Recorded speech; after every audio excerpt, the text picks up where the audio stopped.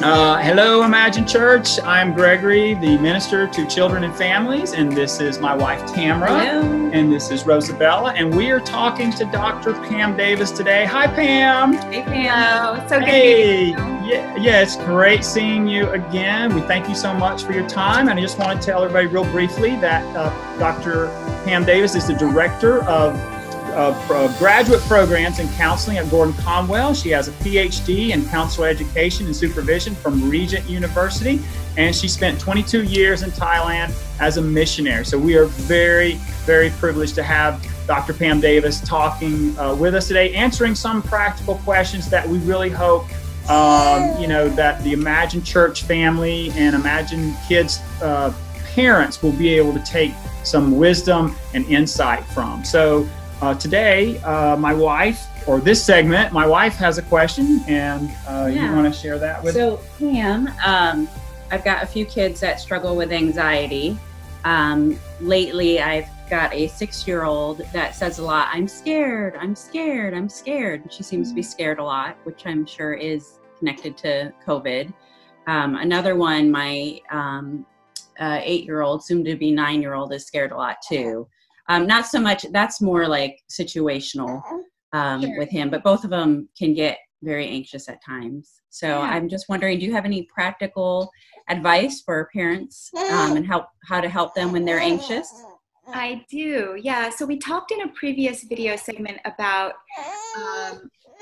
first being aware of our own anxiety, right? And that as parents, if we have anxiety, that impacts our kids. So anybody watching this that wants to look at that video, that's kind of the foundation. Mm-hmm. Keeping ourselves calm. Yep, get yourself calm first, right? Because that is the number one thing you can do to calm your children. But sometimes after you do that, you still have anxious children. Sometimes children are anxious even when their parents aren't anxious. Yeah. And so sometimes it's just genetic. It is. And this could be one of those times too, genetic or situational. We've got a lot of situational anxiety right now going on because of the virus. And I would say, first of all, there's some really practical techniques for little kids. So this is kids under age 6 or 7. You can do something called bunny breathing. Bunny breathing? Bunny breathing. Bunny, yeah. Bunny. What I do is it's 3 quick breaths in the nose and then 1 long breath out. So all through the nose. Yeah, or out through the mouth, either one. But usually bunnies breathe out through their nose. And this is something that it actually just impacts the parasympathetic nervous system and it calms the heart rate. And let's do bunny breathing. So that's for little kids. Okay, when we do that with the little kids, should we do it with them? Yeah, you can do it with them, and you can even do this. I like to do this. Okay. And if you do that 5 or 6 times, that is just a real practical way to lower a child's anxiety when it's in the moment anxious. Like when you feel like they're having kind of a lot of situational anxiety right there in that moment. Okay. I also think about something called 5-finger breathing. Sometimes I suggest that parents can do this even sitting around a table to just kind of calm everybody, which is you just take one hand and you take the index finger of your other hand and you trace each finger. And as you trace up, you breathe in. And as you trace down, you breathe out. So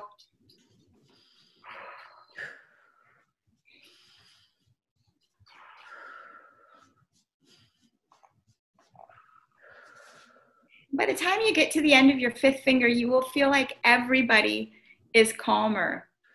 So I guess we shouldn't do this too fast. No, that's right. Slow.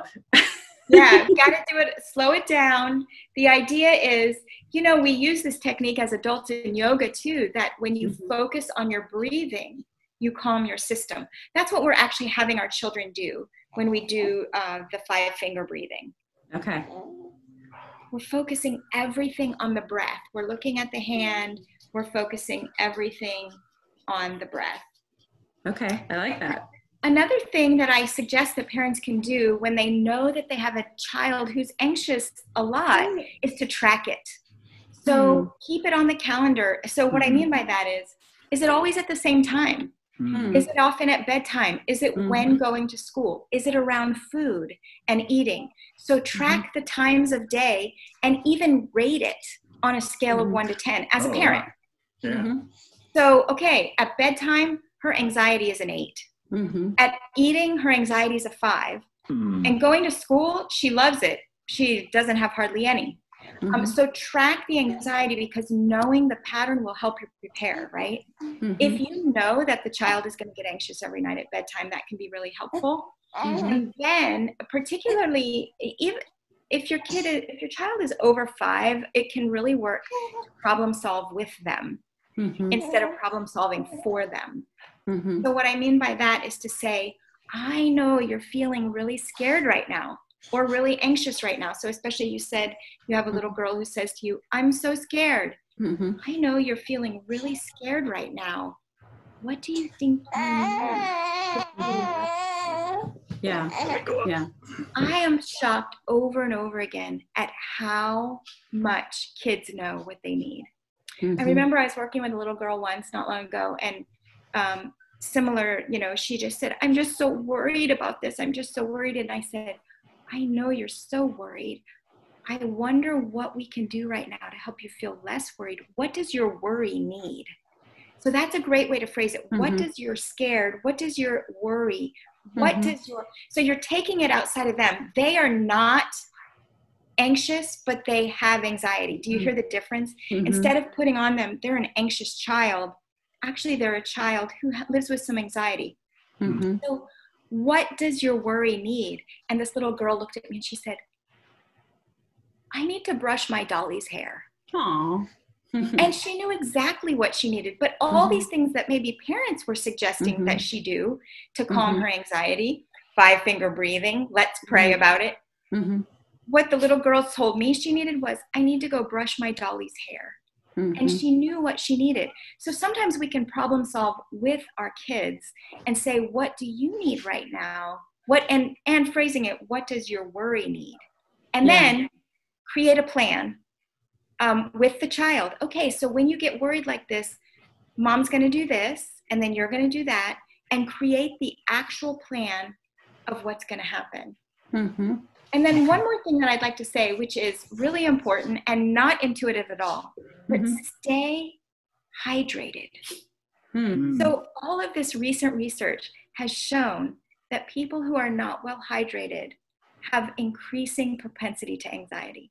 So what that means is one of the best things you can do when you're feeling anxious is go get a drink of water. It can really, they've discovered that hydration levels can actually really help too with anxiety in children. Oh, wow. Yeah, a lot of times too, sometimes all 3 of the older kids will want to get a drink of water at bedtime. And we're tempted to say no, because then you might wet the bed, but that's actually maybe something they need right then and there. Yeah, it amazes me over and over how children know what they need. Yeah. If we give them the space.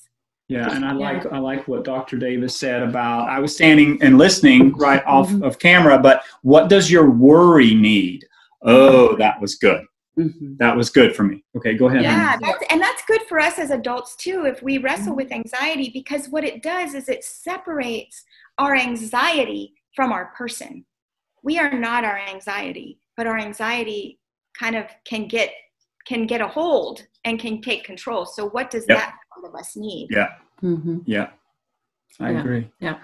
So this might be another segment, but I'm curious. So I've tried that with my 6-year-old girl, and what do you need? And she always needs mommy. And I'm trying to not have her sleep in our bed anymore or on our floor. So what do we do when she can't always have mommy, but that's what she needs? Right. So, one of the ways that I would handle that, because I think you're right that it's not good for her to be in your room or on the floor. I mean, there's a time for that, for a brief time. But one of the things that I would recommend is to say, well, but now is the time. So let's use this very specific example of sleeping in her own bed, right? So I know you want to sleep in mom's bed right now, but actually now is the time for sleeping in your bed. One of the things you hear in this particular language is that I'm not saying you have to do this, but actually it's the time So you're taking it away from go do this, you do that, and saying, so the language is, I know, first, acknowledge. Right. I acknowledge that you want to sleep in mom's bed. But then the next, this is going to be ACT. So A is acknowledge, C is communicate the limit. But now is the time for sleeping in your own bed. That's the limit you're setting. And then T, target an alternative. But you can take this stuffed animal to bed and pretend that it's mom if you want. But mom will sleep with you for the first 5 minutes. Target whatever the alternative is. And I think this doesn't work when we stop at just communicating the limit.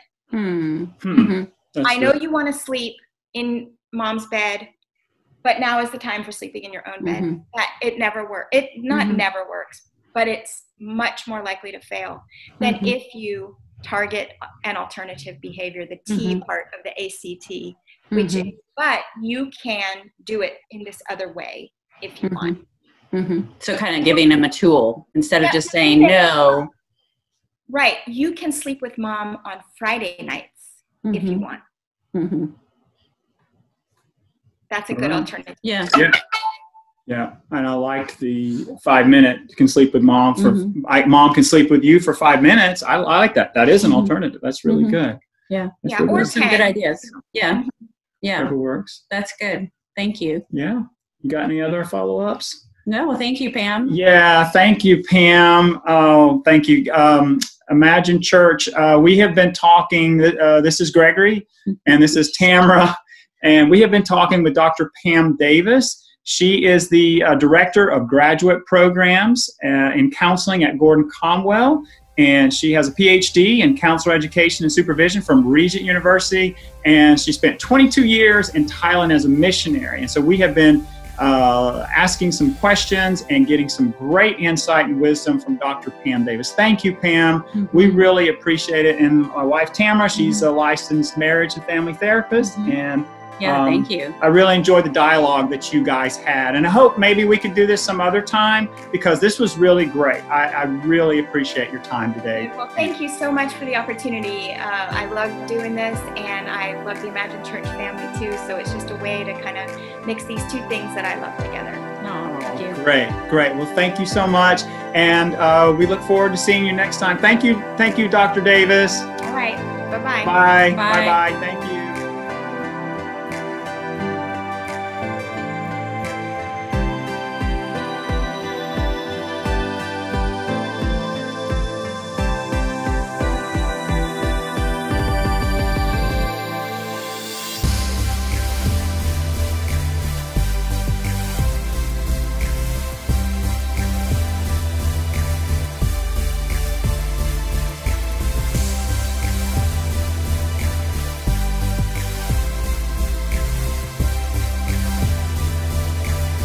Roosevelt, you've been doing really good, baby. You've been really good.